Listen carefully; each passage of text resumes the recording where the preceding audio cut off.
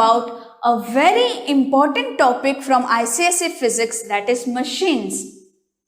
Now before starting, if you have not yet subscribed to our channel, do it right away and don't forget to tap on the bell icon. And let's get started with the topic machines. Now children, what do you mean by machines? In our previous standards, we have studied that machine is a device, is something which helps us to ease our work. It makes our work easy. But for writing in standard 10, we will have to write a more complicated answer, a more specific answer of what a machine is. So for understanding it, let's go on to the functions of machine. If we understand what does the machine do, we can define it better. So first function is in lifting a load by applying less effort. We apply less effort and get more work done. For example, I have to lift a heavy box, so I will have to lift it up like this.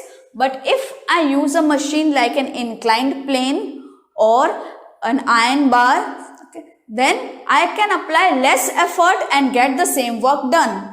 So my first function is in lifting a load by applying less effort. Now this function of machine is known as force multiplier. A machine acts as a force multiplier. It multiplies the force. You are applying less force but you are getting more work. So it is multiplying your force. A second function of the machine is in changing the point of application of effort to a convenient point. You are changing the point of application of the effort to some other point which is more convenient. For example, if we are driving a bicycle and you want to change the direction of the rear wheel or the speed of the rear wheel, what do? You apply force on the pedals and not on the wheel, because it is easier to apply the force on the pedal than on the wheels. So, second function of the machine is in changing the point of application of effort to a convenient point. A third function of the machine is in changing the direction of effort to a convenient direction. Now we are changing the direction. What does it mean? Suppose you want to lift a bucket full of water from the well. So if you pull it like this, okay, you will be more tired. But if you do it with the help of a pulley, you will pull it like this, right? So you are applying the force in downward direction. So here you can make use of the weight of your body. So you have just changed the direction of application of your effort to a convenient direction. So for this purpose, machines are used. Now, fourth, for obtaining a gain in speed or greater movement of load by small movement of effort. What does it mean? It means that, for example, in the case of a scissor, okay, now in scissor, when you apply an effort in this direction on the handles of the scissor, it moves more distance here on the cloth. If you are cutting the cloth with the help of a scissor, you are applying less effort here, okay. So, and there is gain in speed. So for obtaining a gain in speed, that is greater movement of the load, this will move much. So long piece of cloth will be cut by a smaller movement of effort. Effort is moving less and this is moving more. So this particular principle is known as gain in speed. So a machine is used for four purposes. First, in lifting a load by applying less effort. Second, changing the point of application of the effort. Third, changing the direction of effort to a convenient direction. Then for obtaining a gain in speed, that is more movement of load by smaller movement of effort. So by all these functions, now we can define a machine as, a machine is a device by which we can either overcome a large resistive force or load at some point. We can overcome a large resistive force at some point by applying a small force at a convenient point and in a desired direction. So what they are saying, it's a device by which we can overcome a large resistive force at some point by applying a small effort. That is first point. At a convenient point. Second, and in a desired direction. Third point, or by which we can obtain a gain in speed. So by combining all these four functions, we can define a machine very perfectly. So now in boards, two questions can come. What are the functions of machine? You can write these. And what is a machine? You can write this perfectly if you know all the four functions. Now let's talk about some technical terms in this chapter. Load. Now wherever load is referred to in this chapter, what does load means? Load means the resistive or opposing force. जो machine overcome कर रहा है, whatever the machine is overcoming any resistive और opposing force, that is known as load. मतलब हम जो भी वजन उठा रहे हैं, जो भी वेट है, तो हमारे पूरे चैप्टर में जहां पे भी wherever there is some weight hanged, that is known as load. So load is a resistive force which our machine is overcoming. Effort is the force applied on the machine. Whatever force we are applying on the machine, for example, in the case of pulley, we were pulling it down. So that is known as effort. The force which is being applied on the machine is called effort. Now, mechanical advantage. Okay, this is a physical quantity which is a ratio of load to effort. ठीक है, कितना load है जैसे हम उठा रहे हैं और कितना एफर्ट हमने डाला है, कितना फोर्स हम अप्लाई कर रहे हैं. सो load upon effort. Now it is also known as effort arm upon load arm. This I will explain you when we will do levers in the same chapter. Okay. So mechanical advantage is load upon effort. Load is the force which we are overcoming and effort is the force which we are applying on the machine. Then there's another physical quantity which is known as velocity ratio. Now velocity ratio is velocity of effort upon velocity of load. ये कितनी speed से हमने लगाया है, कितनी velocity से लगाया है और ये कितनी वेलोसिटी से आया है. Now this is also equal to distance moved by effort upon distance moved by load. This will be more clear when we do pulleys. Okay. So load is the resistive or the opposing force. Effort is the force applied on the machine. Mechanical advantage is load upon effort. Velocity ratio is velocity of effort upon velocity of load. Now in both these, since both of them are ratios, there will be no unit. क्योंकि load का जो unit होगा वही effort का होगा, cut हो जाएगा. यहाँ पे भी दोनों वेलोसिटी या डिस्टेंस है जो कट हो जाएगा. Now there is something known as work input and work output. Work input वो है जो हम मशीन पे दे रहे हैं. So work done on the machine is known as work input and work done by the machine is work output.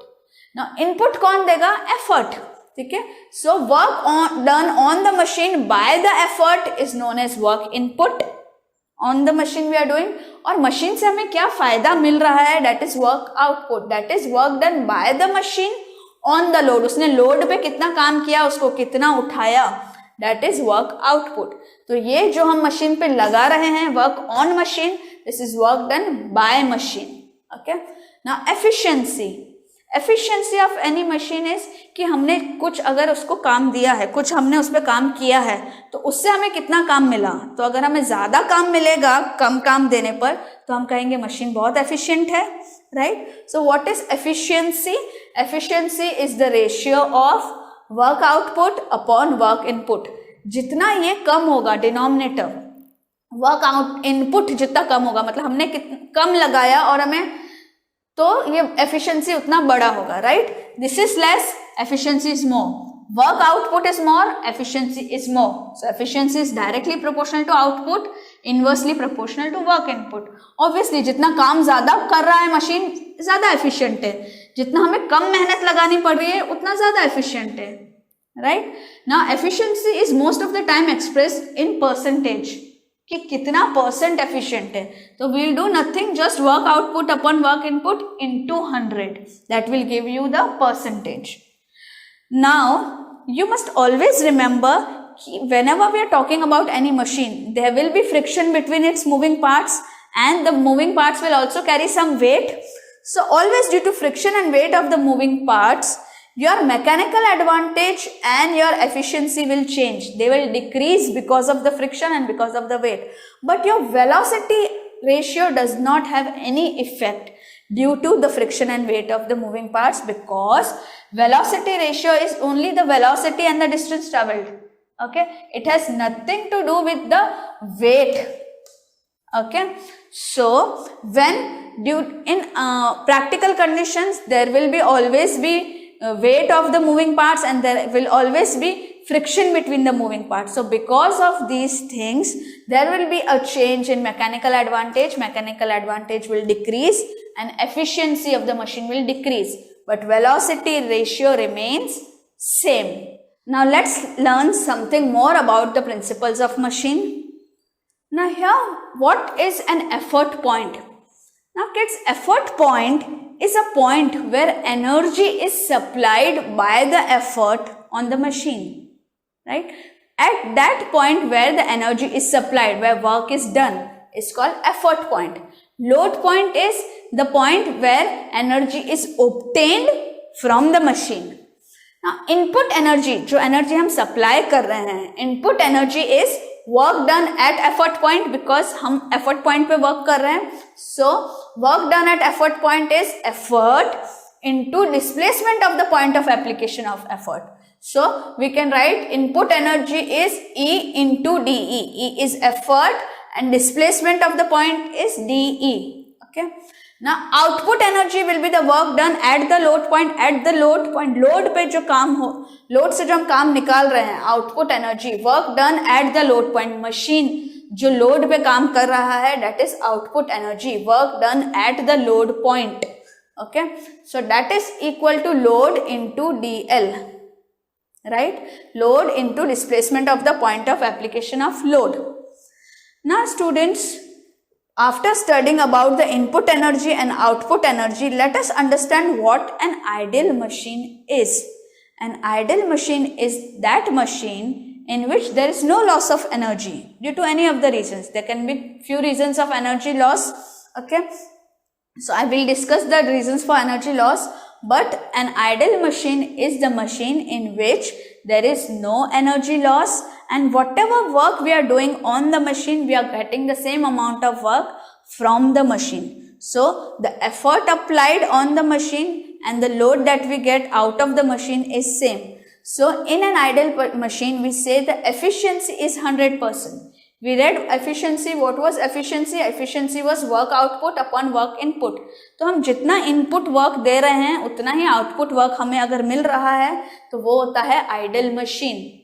That is why ideal machine की efficiency होती है 1, और we can say 100%. In terms of percent, it is 100. Otherwise, efficiency is 1, because work output upon work input, both are same. So the efficiency is 1. Okay. Now actual machine. Actual machine is the machine in which efficiency is less than 100%. Means there is some loss in the energy. जितना energy हम दे रहे हैं, उतना energy हमें नहीं मिल रहा है. तो there is some loss in energy. Now this loss in energy is due to 3 reasons. This is most frequently asked question in the board exams, that why actual machine does not have the efficiency of 100%. So these are the 3 reasons. First reason, moving parts are not weightless and frictionless. The moving parts of the machine has some weight and there is always some friction between them. Then string is not perfectly elastic. If in the machine there is some string, then that string is not perfectly elastic. That is why always there is some loss in energy. Now parts are not perfectly rigid. The moving parts of the machine are not perfectly rigid. What does that mean? That its shape might get changed, it might get compressed, or it might get wear or tear. So because of these three reasons, the ideal machine does not have an efficiency of 100%. There is some loss in energy, and this energy we get in the form of heat. Whenever some machine is working, you will see that it gets heated up. Why does it gets heated up? Because it has lost some energy and this energy is converted into heat energy. Right? Now moving further, we will derive the relationship between the quantities mechanical advantage, velocity ratio and efficiency. Now we have already discussed work input is E into dE, that is displacement by effort. Work output is load into displacement made by load. So efficiency we know is work output upon work input. So work output is Work output is load into distance moved by load, and work input is effort into distance moved by effort. Now children, we already know that load upon effort is what? Load upon effort was equal to mechanical advantage, right? So instead of L upon E, I have written mechanical advantage. Now DE, distance moved by effort upon distance moved by load, was equal to velocity ratio. So this is 1 upon dE upon dl, right? Reciprocal of this. So instead of this, we can write in the denominator velocity ratio. I hope you understood this. dE upon dl is velocity ratio. So dl upon dE is equal to 1 upon velocity ratio. So here multiplied by 1 upon velocity ratio. So we can say efficiency is mechanical advantage upon velocity ratio.